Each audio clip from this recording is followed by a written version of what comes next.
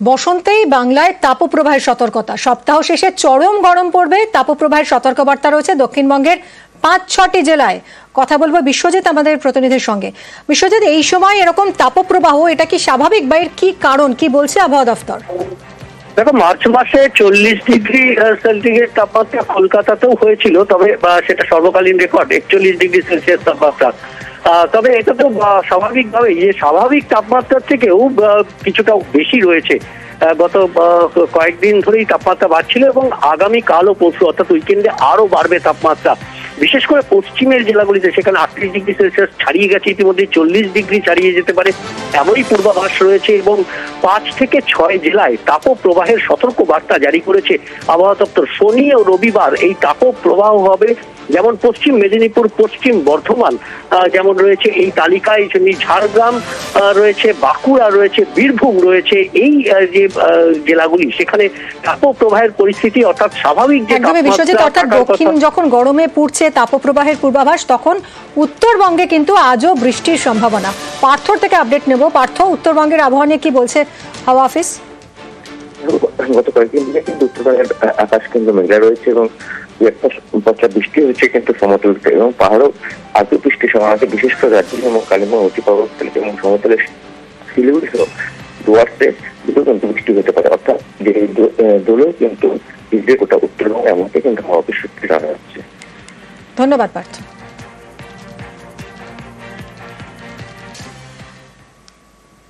বসন্তেই বঙ্গে তাপপ্রবাহের সতর্কতা। আগামী শনিবার থেকে সোমবার এই 3 দিন দক্ষিণবঙ্গের একাধিক জেলায় তাপপ্রবাহ।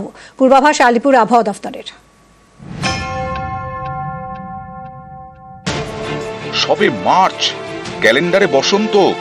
এই বসন্তেই বঙ্গে তাপপ্রবাহের সতর্কতা, অর্থাৎ সর্বোচ্চ তাপমাত্রা স্বাভাবিকের থেকে 5 ডিগ্রি বেশি হতে পারে। আলিপুর আবহাওয়া দপ্তর জানিয়েছে, আগামী শনিবার থেকে সোমবার দক্ষিণবঙ্গে তাপপ্রবাহের সতর্কবার্তা। তাপপ্রবাহের সতর্কবার্তা রয়েছে পশ্চিম বর্ধমান, বাঁকুড়া, বীরভূম, পশ্চিম মেদিনীপুর, ঝাড়গ্রামে। আগামী শনিবার থেকে সোমবার কলকাতা সহ দক্ষিণবঙ্গের বাকি জেলায় গরম অস্বস্তিকর আবহাওয়া থাকবে। আগামী কয়েকদিনের আবহাওয়া হচ্ছে এরকম।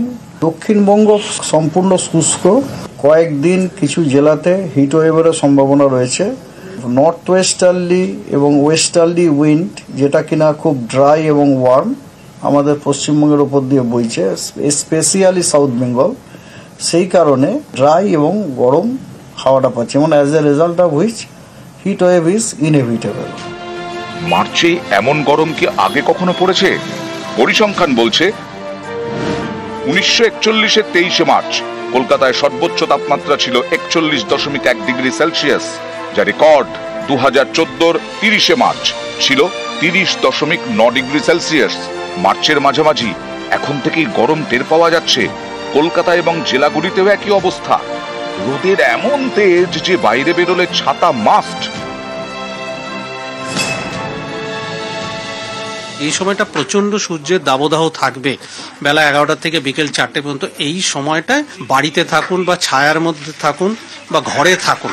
যদিও বা কাউকে বেরোতে হয়, হালকা রঙের ঢোলা ঢালা জামা, যাতে ঘাম নিজের বেরোতে পারে, সুতির হালকা রঙের জামা পরা, মাথার উপরে কোনো ছাতা হোক টুপি হোক সেগুলো ব্যবহার করা, চোখটাকে বাঁচানোর জন্য সানগ্লাস যেটাকে বলি সেটা দেওয়া। প্রচুর করে এই সময়টা কিন্তু জল খেতে হবে, কিছু ইলেকট্রালের মতন একটু নুন চিনি করে, শরবত করে, বা সারাদিনে যে ঘাটতিটা হতে পারে, যাতে শরীরে জলের পরিমাণ যত বেশি থাকবে তত কিন্তু এই যে হিট ওয়েভ বা হিটের প্রভাব থেকে আমরা কিন্তু নিজেদেরকে আরো রাখতে পারবো। বাচ্চা যারা, শিশু যারা, তাদের পক্ষে, বা যারা স্কুলে যাচ্ছে, স্কুলের যদি ক্লাসগুলোকে সেই সময়টা যদি ফিল্ডে যে অ্যাক্টিভিটিগুলো সেগুলোকে ইনডোর অ্যাক্টিভিটিতে রাখেন, জল খাওয়াটাকে বাধ্যতামূলক করে দেয় যে একটু বেশি করে জল খেতে হবে। গার্জিয়ান যারা, তারা স্কুল থেকে ফিরে আসার পরেই যেন জামা কাপড় খুলিয়ে ভালো করে গা হাত পাগুলো স্পঞ্জ করিয়ে দেওয়া, ধুয়ে দেওয়া সেই জায়গাটা করেন। তাদেরকেও এনকারেজ করেন যে টিফিনটা যেন সেই সময় শসা, তরমুজ এই জাতীয় খাবারগুলো যেন তাদের থাকে, মানে ভাজা ভুজি এইগুলো যেন সেই সময়টা কম থাকে। এইরকম ছোটখাটো জিনিসগুলোকে যদি আমরা এই সময়টা খুব ভালোভাবে মানি, হিটওয়েভের যে প্রভাব সেটা থেকে কিন্তু আমরা আমাদেরকে মুক্ত রাখতে পারব। News 18 Bangla.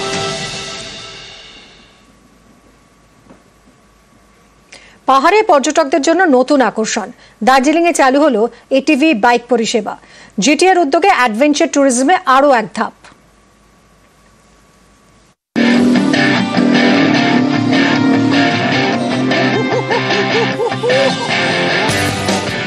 Paragliding, river rafting এর পর এবার পাহাড়ে পর্যটকদের জন্য অ্যাডভেঞ্চারের নতুন সুযোগ, এটিভি বাইক।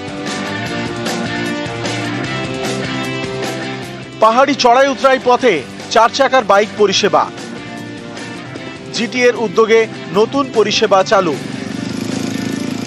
ভালো হলো যে আমাদের এখানে অনেকটা ডিস্টেন্স আমাদের ওয়াক চলতে লাগে, তো সেটা আমাদের এখন কিছু ট্যুরিস্টদের ক্ষেত্রে সুবিধাই হবে এই গাড়িগুলো করে যদি ট্রাভেল করতে পারে।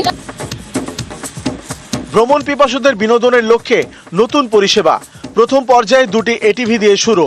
দার্জিলিং এর পেশক অ্যাডভেঞ্চার ক্লাবের সহযোগিতায় পর্যটকদের সামনে নতুন সুযোগ। দূরত্ব অনুযায়ী মাথাপিছু খরচ 300, 400 এবং 500 টাকা। এটিপি গাড়িটা চলছে, বেশ ভালোই লাগলো। বেশ চতুর্দিকে এখানে যা সুবিধা, যে এতটা হেঁটে আসা বেশি মুশকিল, সেদিক থেকে এই গাড়িটা চললে যে কোনো টুরিস্টদের পক্ষেই এটা সুবিধাই হবে বলেই আমাদের মনে হলো। জিটিএর দাবি, পাহাড়ে অ্যাডভেঞ্চার ট্যুরিজমে জোর দেওয়া হচ্ছে, এতে স্থানীয়দের কর্মসংস্থানের সুযোগও বাড়বে। ইতিমধ্যেই 10 তরুণকে উত্তরাখণ্ডে প্রশিক্ষণের জন্য পাঠিয়েছে জিটিএ। डिपार्टमेंट इसमें बहुत ज्यादा काम कर रहे हैं। 3 रूट है जिसमें कि 500 मीटर, 600 एंड 700 मीटर, 300, 400, 500 पर पर्सन करके रखा है। Created job opportunity for 200 people. So ऐसे करने से हम लोग को, युवा को काम मिल सकता है। দার্জিলিং থেকে প্রণব ছেত্রী ও পার্থপ্রতিম সরকার, নিউজ 18 বাংলা। দেদার ডিজে ও গাড়ি পার্কিং আর এর জেরে এই সমস্যায় পড়ে বন্যপ্রাণ। শান্তিনিকেতনের সোনাঝুরির জঙ্গলে দোল খেলায় আপত্তি বন দফতরের। সংখ্যালঘু তোষণের অভিযোগ শুভেন্দু অধিকারীর। অযথা বিতর্কের চেষ্টা, পাল্টা আক্রমণে বনমন্ত্রী বীরবাহা হাঁসদা। সোনাঝুরির দোল নিয়ে তুঙ্গে তরজা। অনেকের কাছে দোল মানে শান্তিনিকেতন, সোনাঝুরির জঙ্গলে রঙের খেলা।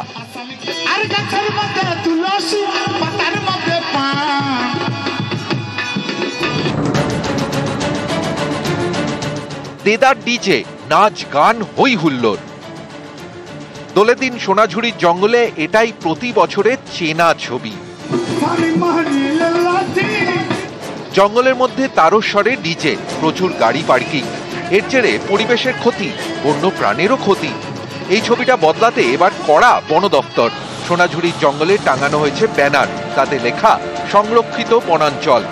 এখানে রং খেলা, গাড়ি পার্কিং করা, ভিডিওগ্রাফি ও ড্রোন ক্যামেরা সম্পূর্ণভাবে নিষিদ্ধ। ফরেস্ট ডিপার্টমেন্ট এইভাবে কোনো রকম নোটিশ জারি করেনি খেলা বন্ধ করার পক্ষে। আমরা পরিবেশটাকে বাঁচানোর জন্য অনুরোধ করেছি, কারণ এই সময় জঙ্গলে প্রচুর আগুন লাগার প্রবণতাও আমরা দেখতে পাই। বন, বন্যপ্রাণ, পরিবেশ বাঁচাতে বন দপ্তরের উদ্যোগ, কিন্তু বিজেপির দিলীপ ঘোষের এতে আপত্তি। শান্তিনিকেতনে নাকি ফরেস্ট ডিপার্টমেন্ট বলে যখন হোলি খেলা যাবে না, এত লোক খেললে নাকি সেখানে দূষণ হবে। আমি জানি না কার মাথায় এটা এসছে। পুরো বীরভূম জেলাটা লুট হয়ে গেল, ইট বালি পাথর কয়লা লুট হয়ে গেল, সেখানে প্রদূষণ হয় না, পরিবেশ খারাপ হয় না। কোন দাদার মাথায় এটা এসছে যে হোলি খেললে প্রদূষণ হয়? আমি প্রথমবার শুনলাম। তাকে তো উল্টো করে টাঙানো উচিত ওখানে গাছে, এরকম লোককে। আমি গিয়ে টাঙবো ওকে, যারা আমাদের উৎসবে বাধা দেবে। বন দপ্তরের এই উদ্যোগকে পর্যটকদের অনেকেই স্বাগত জানিয়েছেন।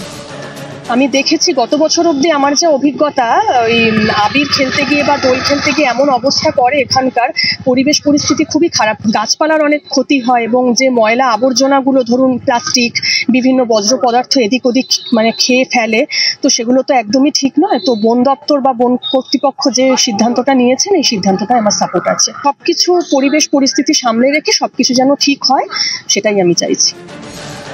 জঙ্গলের রং খেলা বন্ধের মধ্যেও রাজনীতির রং, মেরুকরণের শান শুভেন্দু অধিকারীর। শান্তিনিকেতনে বসন্ত উৎসবকে অ্যাডিশনাল এসপি বলছে শুক্রবার আছে বিশেষ দিন, তাড়াতাড়ি শেষ করতে হবে, দোল শেষ করতে হবে 11টার মধ্যে। আমরা স্বাধীনতার পর দেখিনি, বলছে কোন অন্য ধর্মের লোকের গায়ে রং দেওয়া যাবে না। সাম্প্রদায়িক পুলিশ, সাম্প্রদায়িক সরকার।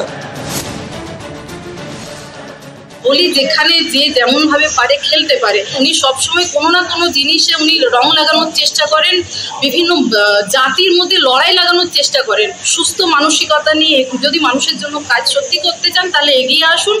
আমরা জানি শুধু সোনাঝুরি বলে নয়, এখানে অনেক জায়গাতেই দোল খেলা হবে, দোল খেলা হয়ে আসছে, যাতে মানুষের অসুবিধা না হয়, পরিবেশের সমস্যা না হয়, কোনো বন্য পশু পাখির সমস্যা না হয়, এই একই হয়তো আমরাও রাখবো, সবাই মিলে দোল খেলবো। মানে কোনো জায়গায় নিষেধাজ্ঞা নেই, শান্তিনিকেতন বোলপুরে কোনো জায়গায় দোল খেলার জন্য নিষেধাজ্ঞা নেই, কোনো প্রবেশের বাধা নেই, কোনো সময়সীমা নেই। নিউজ 18 বাংলা।